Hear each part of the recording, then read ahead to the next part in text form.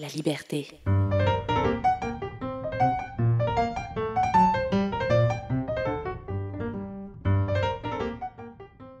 Quand les portes s'ouvrent, des liens se créent et des vies peuvent changer. C'est le cas des personnes que nous avons rencontrées dans ce balado. À un moment de leur vie, elles ont choisi le Manitoba et ont vu leur intégration être largement facilitée, voire transformée grâce à des gens d'ici qui leur ont ouvert leurs portes. Leurs rencontres, leur histoire montrent qu'une intégration réussie, ça passe aussi par un accueil chaleureux. Bienvenue dans le balado Quand les portes s'ouvrent, un balado de la liberté. À un moment donné de sa vie, Lise est partie vivre au Sénégal avec Ibrahima juste après leur mariage. Et Ibrahima, lui, est venu au Canada avec elle, et ça, c'était dans les années 80. Alors, tous les deux savent ce que c'est d'être nouvelle arrivante ou nouvel arrivant. Peut-être que quelque part, c'est leur expérience qui fait qu'ils ouvrent davantage leurs portes aux autres. Mais il y a aussi quelque chose de très spécial chez eux. Et Fatimata en est bien consciente. Elle vient du Sénégal, et croiser la route de ce couple au cœur immensément généreux, ça a marqué sa vie et son parcours d'intégration au Manitoba. On a donc rencontré Fatimata, Lise et Ibrahima pour qu'ils nous parlent de cette rencontre. Ensemble, on a parlé de la langue sénégalaise, le polar, de l'université de Saint-Boniface, l'université francophone de chez nous, mais on a aussi parlé de l'hospitalité sénégalaise, qu'on appelle la teranga, de cuisine, ça beaucoup, d'identité complémentaire et du Canada comme terre d'opportunités. Alors, je m'appelle Lise Gabouri Diallo. Je suis née à Saint-Boniface. Je suis franco-manitobaine. Je suis mère de famille et je suis grand-mère aussi, 5 fois. J'enseigne au département des études françaises, de langue et de littérature à l'université de Saint-Boniface. Et j'ai épousé un Sénégalais que j'ai connu, que j'ai rencontré à Paris lorsque je faisais mes études de maîtrise et de doctorat. Moi, je m'appelle Ibrahima Diallo, je suis originaire du Sénégal et j'ai immigré au Canada dans les années 84-85. J'ai une formation scientifique parce que je suis professeur à l'université depuis une bonne trentaine d'années, même 40, je devrais dire. J'ai fait aussi une partie de mes études en France où j'ai rencontré Lise, puis on est parti vivre au Sénégal après s'être mariés, puis on est revenu ici. Je suis très impliqué dans la communauté, en marge de mes charges d'enseignement. J'étais doyen de la faculté des arts, des sciences et d'administration des affaires à l'université. J'ai aussi été très, très impliqué dans l'immigration parce que quand moi je suis arrivé ici, je dois dire que je suis peut-être un des premiers francophones subsahariens ici. Alors donc, ce qui fait que ça m'a beaucoup servi pour aussi aider les autres. Alors donc, grosso modo, c'est ça. Je suis impliqué aussi bien sur le plan provincial que sur le plan national avec toutes sortes de comités dans lesquels j'étais appelé à servir. Moi, c'est Fatima Tagnan. Je suis originaire du Sénégal. Je suis arrivée au Manitoba en 2019 en tant qu'étudiante. Je suis également mariée. J'ai 2 enfants. Un petit garçon qui est né ici en juin 2022. J'ai un bac en finance à l'université de Saint-Boniface. J'avais un master en économie au pays.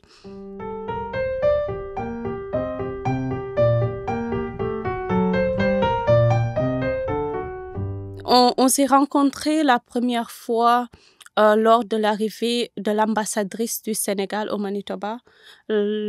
C'était en novembre 2019. Donc, c'était juste 2 mois après mon arrivée ici. Et à la fin, je savais qu'elle était sénégalaise aussi. Donc, on s'est mis à parler. Puis, je lui ai dit, mais tu viens de quelle région ? Et puis, elle m'a dit aussi qu'elle avait fait des études à l'université et que son grand-père s'appelait Souleymane Niang, qui était le premier doyen africain à l'université de Dakar, faculté des sciences. Moi, j'ai fait la faculté des sciences aussi là-bas. J'ai dit, quoi, tu es la petite fille du doyen, alors tu voyais, donc la connexion était là. On m'appelle doyen d'âge, mais aussi doyen par mes fonctions. Comme vous le savez tous, c'est une personne très humble. Moi, je ne le connaissais pas avant, mais je discutais juste avec des Sénégalais, un groupe de Sénégalais, et tout le monde l'appelait doyen. Et lui, tout le temps souriant, il s'est présenté et il parlait ma langue maternelle, le peul. Donc, c'était notre première connexion parce que c'était la première fois aussi, ou bien la deuxième fois que j'ai rencontré une personne qui parle le pulaar au Manitoba. Donc, ça m'avait beaucoup marqué. Parlant de la langue maternelle, effectivement, moi, depuis que je vis ici, évidemment, j'ai de très rares occasions de parler ma langue maternelle.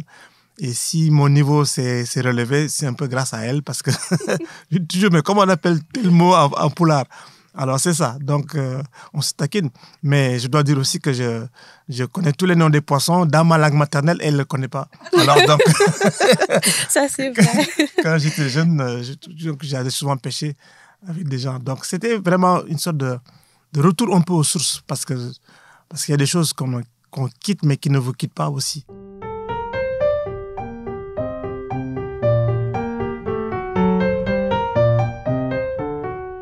Un jour, je crois que je les ai appelés pour leur demander de passer prendre un plat sénégalais. Donc, il est passé le prendre et en retournant les contenants, Totalise également est venue. Elle avait préparé un grand repas et elle a d'excellents talents cuisiniers. On a reçu un jour un magnifique plat. Puis là, j'ai dit, mais c'est qui cette dame-là? Je la connais pas, etc. Puis là, Ibrahim a dit, on va faire en sorte que vous vous rencontriez bientôt. Alors, j'ai préparé des plats. Puis j'avais vraiment l'impression que je revivais certains moments que j'avais connus au Sénégal. Parce qu'en fait, c'est vraiment l'esprit de l'hospitalité que je retrouvais chez Fatimata, qui, spontanément, comme ça, nous a offert un plat. Puis j'ai dit, mais à quelle occasion? Je comprends pas, c'est pas notre anniversaire. Ah non, elle voulait juste envoyer ça. Alors, bon, donc moi, j'ai renvoyé un plat, puis j'ai dit, j'aimerais bien la rencontrer. Et puis, de fil en aiguille, comme ça, il y a eu d'autres occasions où on s'est rencontrés. Et puis, bon, il y a une amitié qui s'est développée. Tout le monde dans la communauté l'apprécie pour ça. C'est une personne très généreuse, très accueillante, très amicale et très courtoise avec tout le monde. La première fois que je l'ai vue, c'était la fête des mères. Elle est venue avec un grand plat et ça m'avait beaucoup marqué parce qu'elle m'a souhaité bonne fête des mères. J'avais laissé ma fille au pays et ça m'avait vraiment marqué ce jour-là qu'une personne me souhaite bonne fête des mères. Je me suis sentie un peu spéciale ce jour-là. Ça crée une certaine connivence et je dirais même presque un esprit familial. C'est quelque chose qui est assez précieux. Et puis là, maintenant, son mari est arrivé. Puis entre-temps, elle a eu un petit garçon qui est né et puis qu'on a vu grandir, qui a commencé ses premiers pas et tout ça. Alors oui, c'est devenu une amie de la famille.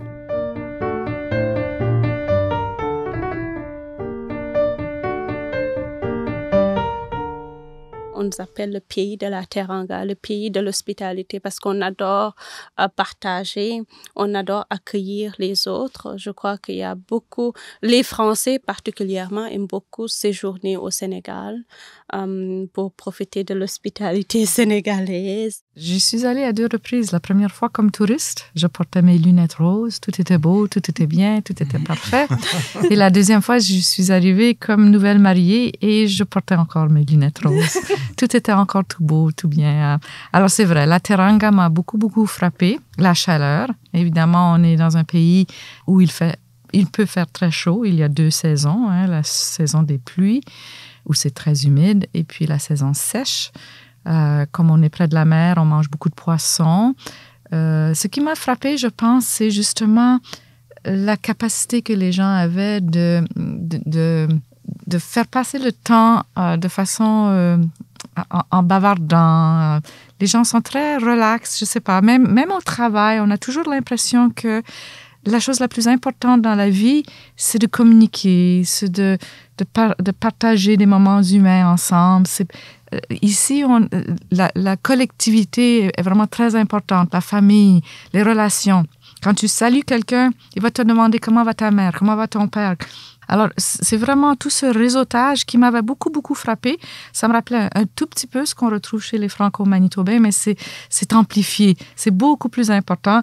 Et puis, en fait, ça m'a beaucoup charmée et Et c'est ce que j'ai adoré. Et puis, c'était comme si j'avais été adoptée tout de suite. Je faisais partie de la famille.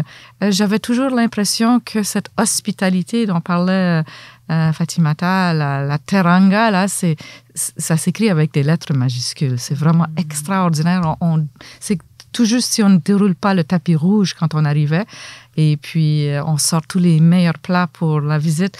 Nous sommes allés à 2 reprises avec nos enfants, mais il faut savoir ce que les gens, ils ont déplacé des montagnes pour accueillir nos enfants, pour faire en sorte qu'ils vivent une expérience tellement positive.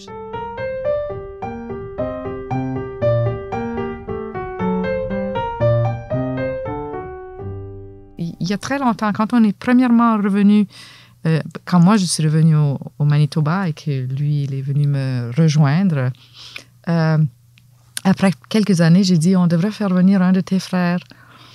Et donc, on a fait ça. Ensuite, on a fait venir un autre frère, puis un autre frère, puis un de ses frères a fait venir son fils. Et donc, c'est encore un peu cette idée, n'est-ce pas, que la communauté est importante, c'est pas l'individu. Et donc, c'est comme ça, je pense qu'on a toujours des portes ouvertes chez nous. À un moment donné, on pouvait recevoir chez nous tous les Sénégalais qui étaient là. Tous les Africains francophones. Tous les Africains francophones, on était capable de les recevoir dans notre sous-sol. Mais maintenant, ce serait impossible parce qu'ils sont rendus des centaines. Mais à l'époque, on a un peu grandi avec cette idée des portes ouvertes, de l'accueil. Et puis, depuis quelques années, là, il est le consul honoraire du Sénégal. Et il a peut-être un titre plus officiel, mais ça n'empêche pas de participer à toutes sortes d'activités, de recevoir les gens chez nous et d'aider lorsqu'on peut aider. Quand moi j'ai rencontré Lise en France, à Paris, on avait l'impression qu'on avait été élevés dans le même milieu, bien qu'on venait de milieux complètement différents. Mais son sens de l'hospitalité, elle pouvait nous inviter. Nous, on avait tout un groupe de Sénégalais. Elle faisait de la bouffe pour tout le monde et on l'invitait aussi quand on faisait de la bouffe. Et c'est ça qui a été un élément, je pense, très, très, très, très enrichissant de voir qu'on peut avoir des origines différentes, mais avoir les mêmes personnalités. Et par conséquent, je vois que dans son ambiance familiale, c'était extraordinaire. Ça me rappelait beaucoup de chez moi. Et quand moi, j'ai épousé Lise, je l'ai amenée au Sénégal. Qu'est-ce qu'il me dit, mon papa? Mon papa me dit qu'il est un grand sage, 2 mètres de taille, très calme. Il me dit, Ibrahima, cette personne-là a tout quitté pour toi. Ici, tu vas être son père, tu vas être sa mère, tu vas être son soutien, tu dois t'occuper d'elle. Et quand moi je suis arrivé ici, j'avais l'impression aussi que c'était le même scénario qu'on avait dessiné ici. J'ai eu un accueil extrêmement positif du côté de sa famille, de ses frères. Et voilà, donc on avait vraiment des identités communes, complémentaires en même temps. Et ce qui fait que c'était comme ça que moi j'ai aussi vécu cette transition allant de l'un à l'autre.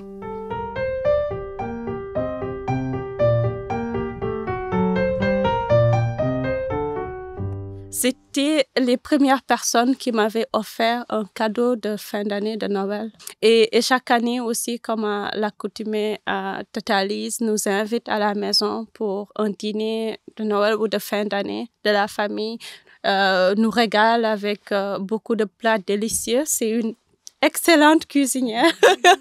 et réellement, ça nous fait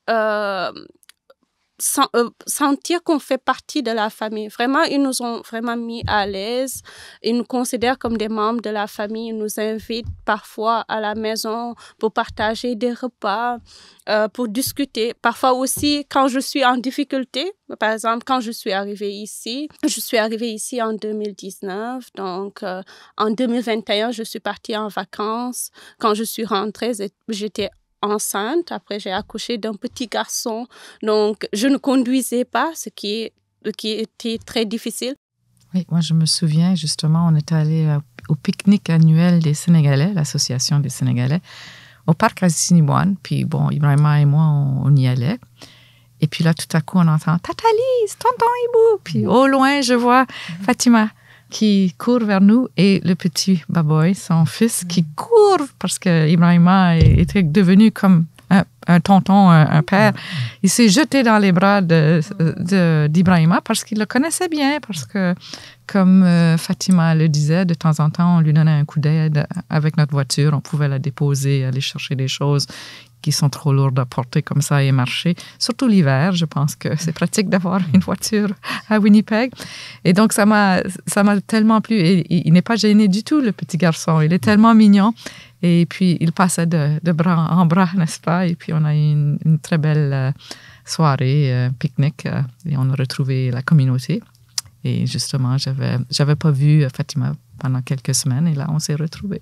Il faisait partie des personnes que je pouvais appeler à n'importe quelle heure pour me dire hey, je suis en détresse, venez m'aider. Je dois aller à l'hôpital, je dois amener mes enfants, mon fils à l'hôpital des enfants parfois tard dans la nuit, ou aller faire des courses pendant des tempêtes de neige. Et c'est toujours des gens qui ont répondu présents, qui sont venus au secours, qui sont venus aider les bras ouverts avec beaucoup de sourires. Je sais que c'est des gens très occupés. Donc, mais ça ne les a pas empêchés vraiment de m'aider et de m'assister dans les moments les plus difficiles ici.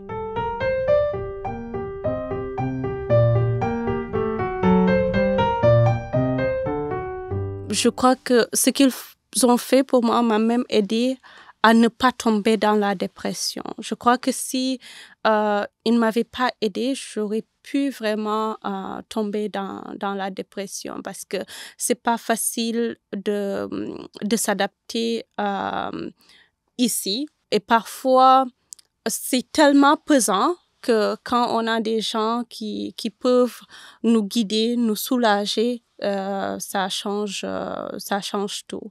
Donc, moi, j'ai eu cette chance-là. Et je ne suis pas la seule. Hein. On a une très grande communauté sénégalaise ici. Et Dieu sait que je connais beaucoup de gens qui ont pu compter sur eux pour vraiment réussir au Manitoba. Il y a des gens à qui ils ont aidé pour obtenir des logements. Ils ont été des garants pour eux à un moment donné. J'ai entendu beaucoup d'histoires ici de gens qu'ils ont aidés vraiment. Donc, c'est difficile pour nous d'exprimer tout ce qu'on ressent par rapport à ce qu'ils ont fait pour nous, le soutien et tout. Mais comme on dit, à chaque fois, quelles que soient les difficultés, quelles que soient les tempêtes et les intempéries par lesquelles on passe, à chaque fois qu'on réussit quelque chose, on pense aux gens qui nous ont soutenus, qui nous ont tendu la main. Et je crois qu'ils ont vraiment marqué notre existence ici, notre vie au Manitoba. Et vraiment, on leur sera éternellement reconnaissant. Vraiment, c'est des gens qui nous ont beaucoup soutenus et dans des moments les plus difficiles. Et sans rien attendre en retour. C'est des gens qui donnent sans rien attendre en retour. Donc, et c'est tellement plaisant de voir des gens qui sont souriants, ouverts et toujours accueillants, prêts à tout pour aider. Donc, c'est vraiment extraordinaire et on est chanceux de les avoir comme soutien. Mais moi, ce que je pourrais dire ici, surtout pour ceux qui viennent d'arriver, évidemment, un contexte de changement, c'est une forme de rupture dans un certain sens, mais d'avoir confiance et que c'est une terre d'opportunités, le Canada, et que si on s'y prend comme il faut, on peut réussir dans ce pays-là. Et moi, j'en ai eu l'expérience personnelle et donc c'est pour cela que je partage cette expérience positive vis-à-vis des gens qui viennent, qui sont souvent dans les 3 premières années, c'est les années les plus difficiles. Ils sont au fin fond du trou et il suffit de leur parler pour leur montrer. Non, tu peux remonter le trou, tu peux voir que tu peux avoir ta place ici et que tu peux réussir. Et aussi, je lance souvent un appel aussi à tous ces nouveaux arrivants que nous sommes tous des ambassadeurs. Donc, de ce que nous allons faire, c'est ça que les gens vont retenir. Donc de donner le mieux que l'on peut de sa personne, de son honnêteté, de son implication pour justement enlever les stéréotypes. Et il y aura un moment où je pense que les gens nous regardent non pas par la couleur de notre peau, mais par ce qu'on a en dessous, ce qu'on a dans la tête. Et c'est pour cela qu'il faut travailler le mieux qu'on peut et réussir, respecter les autres et se faire respecter. Je pense que c'est une voie pour le Canada qui parle de multiculturalisme. Certes, il y a des barrières et tout ça, mais on peut aller au-delà de ça. Au-delà. Moi, j'ai très confiance que les gens vont réussir avec l'encadrement de tous et de toutes pour pouvoir tracer une nouvelle ère d'épanouissement. Merci à Fatimata, à Lise et à Ibrahima de nous avoir conté leur histoire. Quand les portes s'ouvrent est un balado de la liberté, rendu possible grâce à Patrimoine canadien et à la Société de la francophonie manitobaine. Écriture et voix off, Morgane Lemay. Rémi Chevalier et Mehdi Béredad étaient à l'enregistrement et au montage. Fanny Demeuzy est gestionnaire de projet. Graphisme de Sonia Rousseau, Lisiane Romain est à la production et Sophie Gaulin à la direction générale. Retrouvez Quand les portes s'ouvrent sur toutes vos plateformes d'écoute préférées et n'hésitez pas à commenter, partager et à nous laisser 5 étoiles. La liberté.